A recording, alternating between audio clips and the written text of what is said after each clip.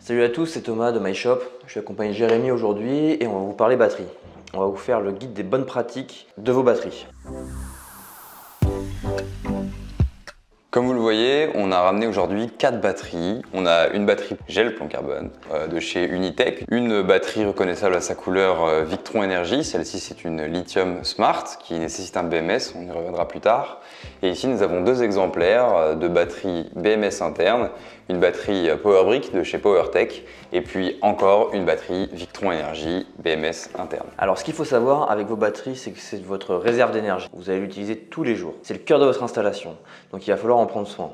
L'objectif de la vidéo, c'est de vous donner 2-3 astuces qui vont vous permettre de maximiser leur durée de vie. La première chose à maîtriser sur sa batterie, c'est la recharge. En premier lieu, votre batterie, vous la recevez à un certain niveau d'énergie. Elles sont pas toujours pleinement chargées ou du moins pas toujours équilibrées, surtout sur des systèmes multi-batteries, qu'on soit en parallèle en 12 volts ou sur du 24 ou du 48.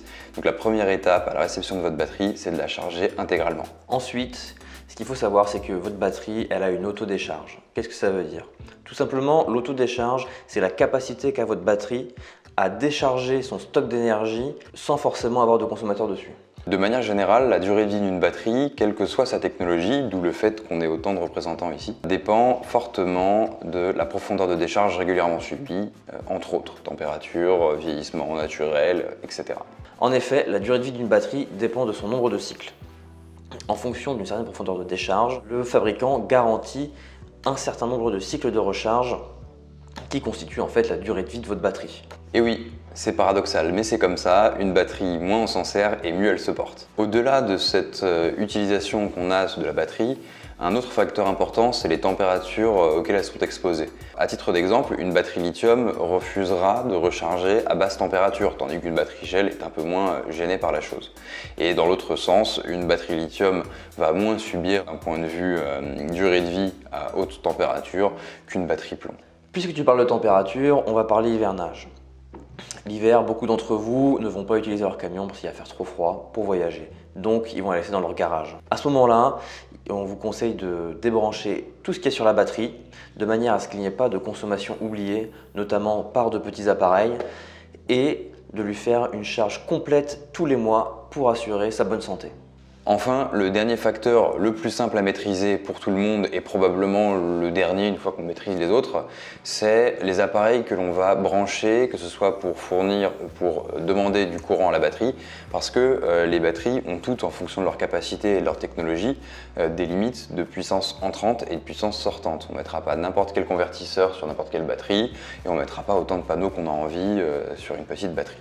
Une fois tous ces facteurs-là maîtrisés et les petites précautions d'hivernage prises, normalement tout va bien et on va pouvoir garder une bonne durée de vie.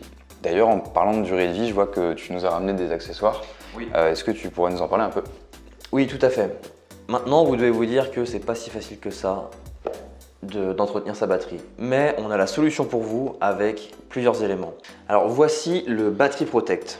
Le Battery Protect, c'est un élément qu'on va placer en série entre la batterie et votre consommateur 12 volts.